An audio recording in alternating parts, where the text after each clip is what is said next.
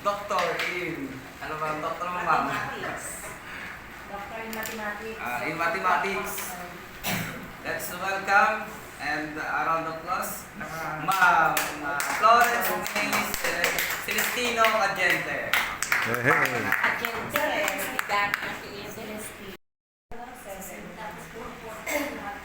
Okay, good afternoon po. So, the assigned topic po is Math in the Community, Reading, Numbers, and Life. So, alam ko naman po ito na alam ko na po natin lahat. So, parang pinaka-review na lang po natin. So, mathematics is everywhere in our daily lives. It is not only learned inside the classroom, but also applied in Math in the Community, Reading, Numbers, and Life po. Ringing, anak, pakibalik ka ulit. Numbers to life. Kasi yan ang sagot sa number 1 eh. Math in the Community.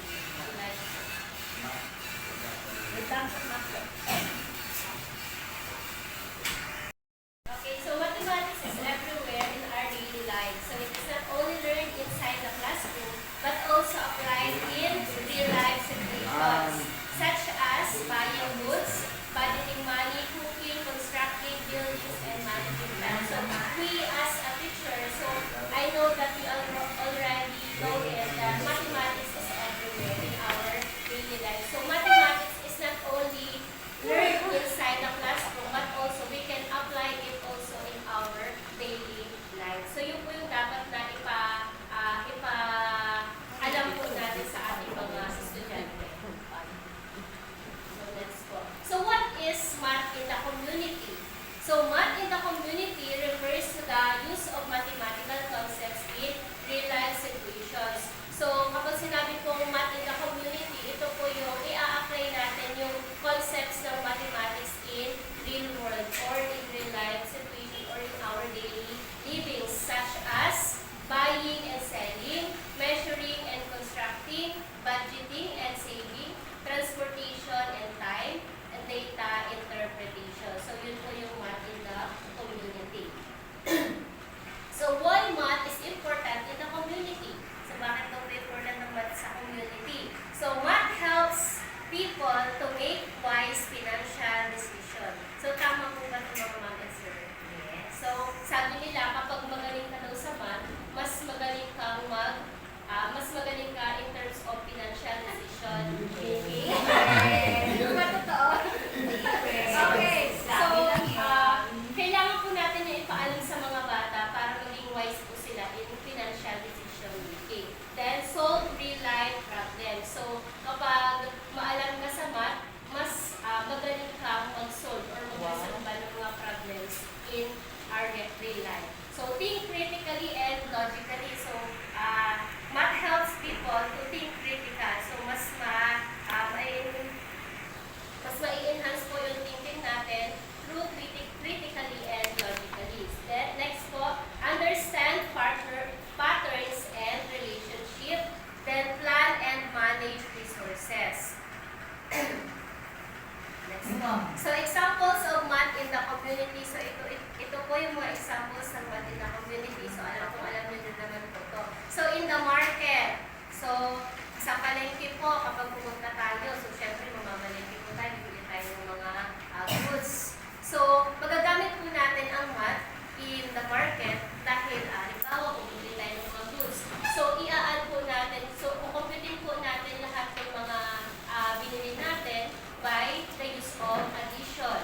Then kapag nagbayad naman tayo, so malalaman natin kung ilan yung magiging change po natin. Then ano pong ginamit natin doong operation? Subtraction po. So magagamit ang math. Then weighing products. Halimbawa naman bumili ka ng ilang kilong ganito, ilang kilong ganyan. So magagamit naman natin yung multiplication. So meaning natin sa market. Right, dagdag pa dyan, computing discounts. Computing discount. I-less po natin yung discount doon sa ating binili. Kung magaling ka po mag-talk. Kala ko nga senior na.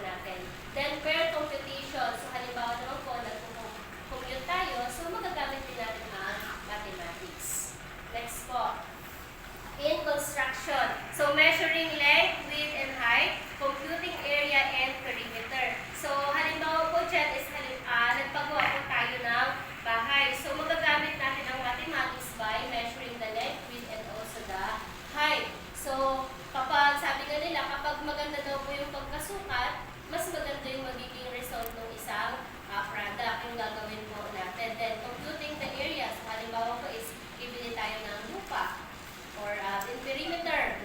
Halimbawa po, magpapabakon tayo ng bahay natin. So, magagamit po ang mathematics sa construction. Next po. In cooking. So, magagamit din natin ang math sa pagluluto by measuring ingredients. So, using fraction and ratio. So, measuring ingredients. Sa atin po ba, pag nagluluto tayo, may measuring, ano po tayo ginagamit? Tansya na lang po. Pero sa mga restaurant, yung mga chef po talagang gumagamit po sila ng mga measuring cups or etc. Then, tinitimbang pa po. So, nagagamit natin po. Then, using fraction. Halimbawa sa mga bakery po to, yung maghati ng cakes. Then, ratio. Halimbawa, sa bawat isang basong tubig, merong 2 kutsarang sukat. So, nagagamit po ang ratios. Next po. In budgeting. So, planning expenses. So, alam ko naman po na lahat tayo as a teacher is nagpa-planning po tayo ng mga expenses po natin. Then, kapag may natira, isi-save natin. Okay po. So, nagamit po din ang So, ito po yung role of teacher. So, teacher should use real-life examples in teaching. So, ayun na nga po. So, para ma-connect po natin ang mathematics in the community, kailangan daw po yung mga examples natin sa pagtuturo is real life. Yung talagang na-encounter na experience po ng bata natin para mas lalo po nila maintindihan. Next, connect lessons to students' experience. So, kailangan daw po natin talagang i-connect yung lessons po natin doon sa mga experience ng ating mga estudyante. Kasi mas matututo po sila pag talagang na-experience po nila yung isang bagay. Compare sa nakabase lang po sa formula or sa rule. Okay po. Next, provide contextualized problem. So, yung dapat po, yung problems po na halimbawa po pasagutan po natin sa kanila, dapat familiar din po sila. Kasi kung hindi sila familiar, hindi rin po nila kayang sagutan yung problem po na yun. Then, encourage critical thinking. So, paano po tayo mag-encourage ng bata sa pagsagot po ng word problem? Po, pag nag-flash po tayo ng problem solving sa natin, screen, ano pong reaction po nila? Ito po talaga ang reaction ng mga bata. So, kahit po ganon, so dapat daw is i-encourage po natin talaga sila na mag-isip. Or pwede, i-guide na lang po natin sila. Next po, ito po yung mga teaching strategies na pwede po natin gawin. So, teachers can, use problem-based learning. Next po, give real-life word problems.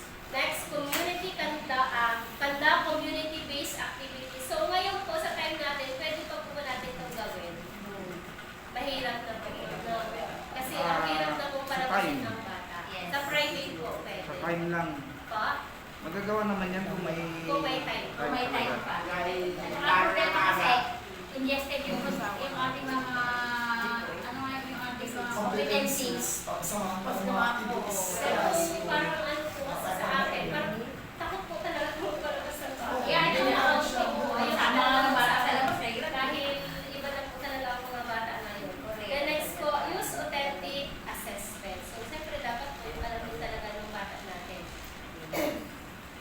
Next po, ito po, isa pong sample classroom activities. So, yung activity po is budgeting for a family meal. So, students will plan a meal. So, syempre po, una, mag-iisip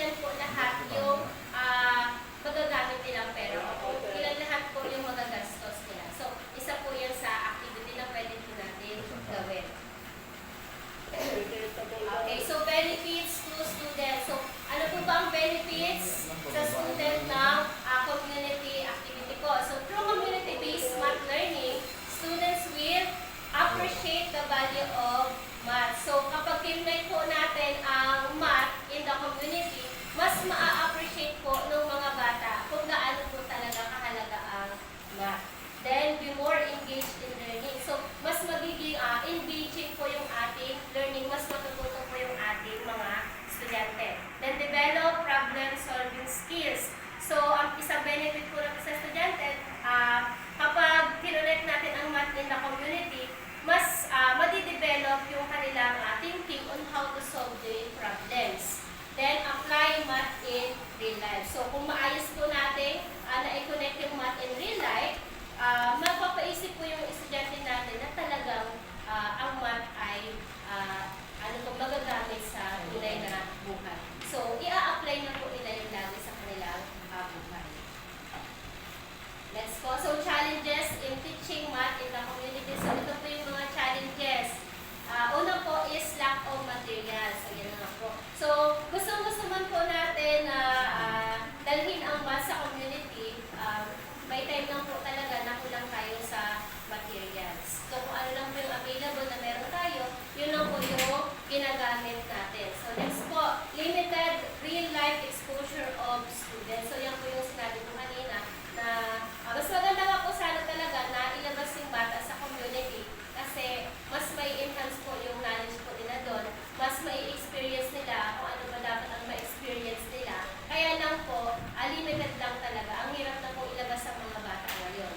Next po, time constraints in lesson planning. So sa atin po, sa teacher, minsan, sa sobrang dami na po natin gawa, hindi na tayo nakakapag-isip na talaga kung paano natin may a-apply yung lesson natin in the community. Okay, so solution or recommendation, ito po yung mga solution. So use local examples. So gamit na lang po tayo ng mga local examples like market, sari-sari store, transportation. Then implement din po natin yung mga project-based learning. Kung pwede daw po mag-invite daw tayo ng resource speaker. Kaya lang mahirap po mag-abala ng tao ngayon. Okay? Kaya kung mag-invite po tayo, kailangan may kahit paano meron po token. Pero mas maganda po kung meron ma-invite. So, halimbawa po, vendor, engineer, tricycle driver, etc. Then, use real data. So, halimbawa po, sa example natin, sa lesson, dapat daw po, ang ginagamit po natin is real data. Halimbawa po, price of goods. So, kung ano po yung hinalimbawa natin sa estudyante natin, kung magkano po talaga yun sa market, magkano talaga, yun po dapat talaga ang banggitin po natin. Okay, so ito po yung mga assessment of learning na pwede po natin gawin. So, through performance tasks. Real life problem solving projects. Pwede po tayo magpo-project sa kanila, pero hindi po yung gagastos talaga ng sobra-sobra. Halimbawa po, for example po ay budget plan. So, mag-budget plan sila. Market math. Then, etc. Then, reflection papers.